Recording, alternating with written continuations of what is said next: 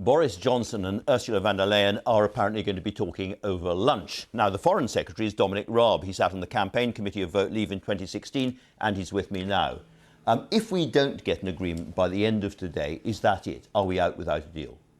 Well, I think we've always said today was a very important staging point. It depends. We said a week ago, we must leave no stone unturned. I spoke to the negotiating team first thing this morning. They've been hard at it. There's all sorts of technical conversations going on. But what really matters is the political will, which is why the conversation between Ursula von der Leyen and the Prime Minister is so important. Will the EU move on the two key issues, level playing field, control of our own laws, and fisheries? If there is the will to do that, then actually there's progress that can be made. Keep talking beyond today? I think today's quite important. The bar is quite high for us to be able to keep talking. We would need at a political level commitment to move on those two key issues.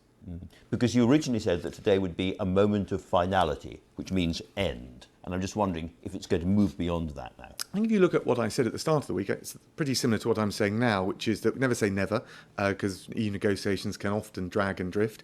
But actually, we do need finality, and therefore what we need at the political level of Ursula von der Leyen, the President of the Commission, is clarity that the EU will move on those two key issues. If we get that, then there's still talks to be processed. You've talked about what the EU can do to move and all the rest, and I was talking to Michal Martin about that as well. But what about the British side? Because there are two sides here. Are there any areas right at the end of this where we can move a little bit to get a deal? Anything? There's always creative contours in the drafting, but actually, as the Taoiseach has shown, we showed great flexibility and goodwill to resolve the issues in the Joint Committee on Northern Ireland. I think if you look at, and the EU has rather shifted the goalpost with this idea of a ratchet over our laws, which for viewers at home means that they would control our laws in the future, not just benchmark them to the point of leaving the transition. Is that quite true? Can I just stop you on that? Because what they would say is, no, what we are doing, if you change your regulations in a way that disbenefits us, then what we do control is access to our markets, because we are a single market and we can have tariffs against you. They're not controlling our laws. They're just saying that if you do this, we can do that. And that happens in any trade arrangement. Not in the way it's being proposed here, an economic punishment for control over our laws where we've got autonomy. It's a very loaded way of putting it. Well, it isn't actually, isn't it, Andrew? And let me be clear on two things. One, way back when I was negotiating with Michel Barnier, it was very clear if we resolved the Northern Ireland issue and the divorce element in the withdrawal agreement, a Canada-style agreement was on offer. It is clear that they're moving beyond that now. But they would say quite reasonably that Canada is a long, long way away. The volume of trade is much, much smaller. And therefore, the impact of what we do when it comes to state aid or regulations or whatever on their markets is much, much stronger. Well, two things. And all they're asking for is the right to put on tariffs if they are disbenefited. And we, according to Michal Martin, we will have the same right in the other direction. Well, two things on that. First of all, what's clear is that's not a Canada-style agreement, and therefore that is a shifting of the goalposts, which is why I said we ought to be narrowing issues, not expanding them. Secondly, what they're clearly concerned about, and as I've all said all along, I think we misunderstand some of this. It's wrapped up in the jargon from Brussels around the single market. What they're really worried is actually we may do rather well when we leave the EU, and the competitive advantage we derive. We can't have a self-denying ordinance that we won't do the best for our country. We can't ask to have a competitive advantage and do things our own way and have completely free access to their market. That's not fair. Which is why we haven't gone for a customs union model. We've gone for a bespoke free trade deal, which the EU has its own precedents on, and if we just follow one of those precedents, actually we'll get there. In your bowels, deal or no deal? Very difficult to say at this point. It is very finely balanced. But as I said, we need the EU to move on those two issues. And can I just say more broadly, outlandish proposals don't get more reasonable through repetition. What we need is a genuine understanding that we want to be treated like any other independent, self-governing democracy. So let's talk about what happens if there isn't a deal. Of course. Is the Navy going to be patrolling our territorial waters and boarding foreign trawlers that shouldn't be fishing there? Well, there's a lot of sort of talk about that in the media today. Of course, the Navy has always been involved in Coast Guard operations. I think if we leave the EU with no free trade deal, which we want, which we're striving for, of course we're going to exercise full control in the way I think people would expect over our fisheries. So another fishing protection vessel has been commissioned to do this, and I understand the rules have been changed to allow Royal Naval Police to board foreign trawlers. Is that right?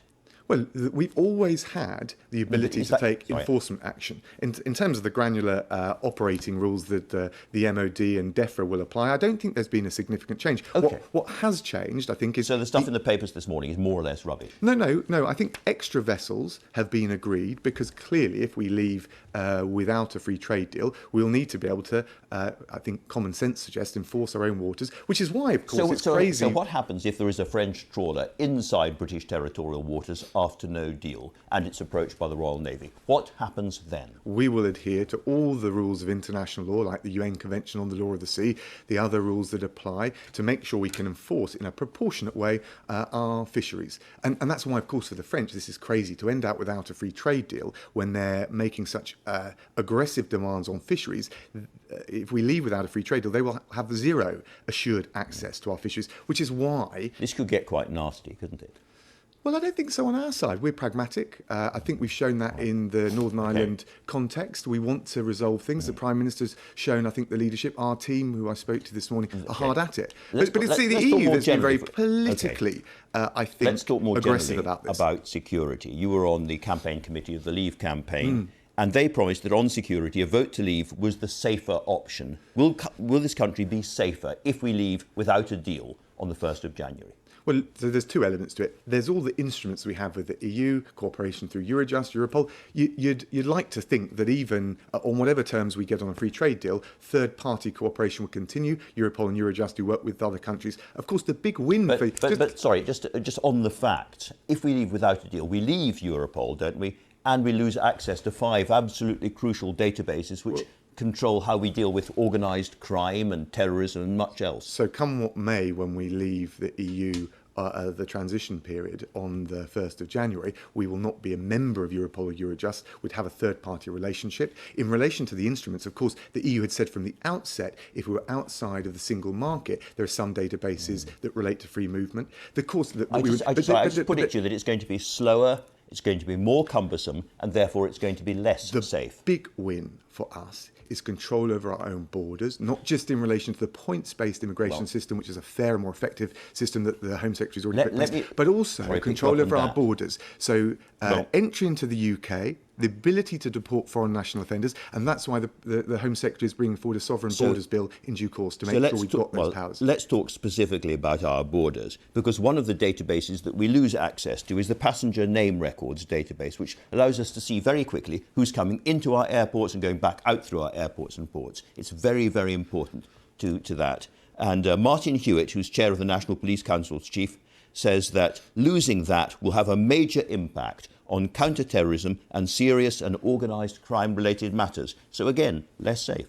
Well, there's certainly instruments that we may not have access to, but of course... But less safe. But hold on, Andrew. So the EU could easily, in a no-free trade deal scenario, say, well, let's put some mitigations in place. I'm sure we will on things like aviation, HGVs. We could equally say, well, let's continue access to that. And equally, the EU has always said, even with a free trade deal, we won't have access, for example, to the SIS databases. We've recognised that. But without a deal, we will be less safe, won't we? No, I don't think so.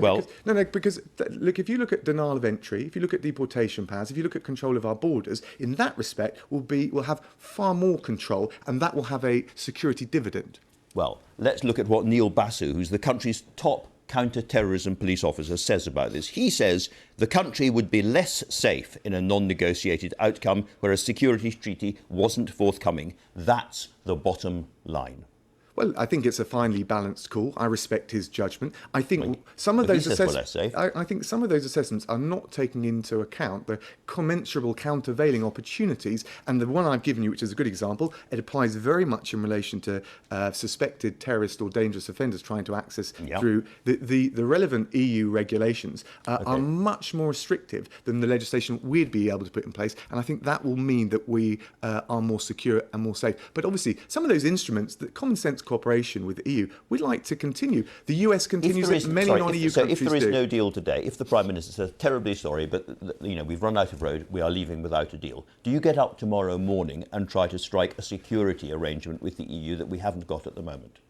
I think we'll always keep engaging and saying, what is the common sense approach? The challenge is what is going to be the political aftermath to that and the climate within which we go forward. That's why I think the PM has been right to strive for a deal, but also let's clear we'll continue to work sensibly, no great drama, to make a success of Brexit, and also to keep talking to our European partners. Let's look at another promise that you made through Vote Leave at the time. You said one thing which won't change is our ability to trade freely with Europe. Not true. Well, look... Not true. No, so of course, if we don't get a deal with the EU, we can't get the advantages of an FTA, and no one has suggested that. Therefore, not true. Well, I'm not sure the specific quote or the context. I've got the specific quote. And what's the date of it? This is 2016. One thing which won't change is our ability to trade freely with Europe. Well, it shouldn't. Well, it shouldn't, but it's going to. Look, we've and do you know what? At the point of the and withdrawal agreement, if you're a small farmer, if you're exporting lamb, this is the end of your business. The National Farmers Union says that a no deal will mean a lack of farming profitability and the end of farming, particularly from small family farms up and down Britain.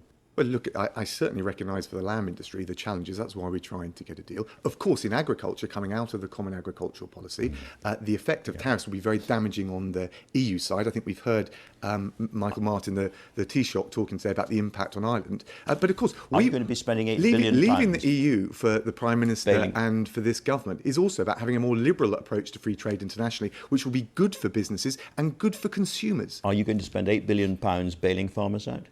I think we'll always look as we go through, as we've shown through coronavirus, that we want to support those vulnerable communities. But let's also remember... I'm sorry, this is absolutely crucial to the promise that was made by Vote Leave. You said all along that there would be free trade between the EU and the UK after we've left the EU.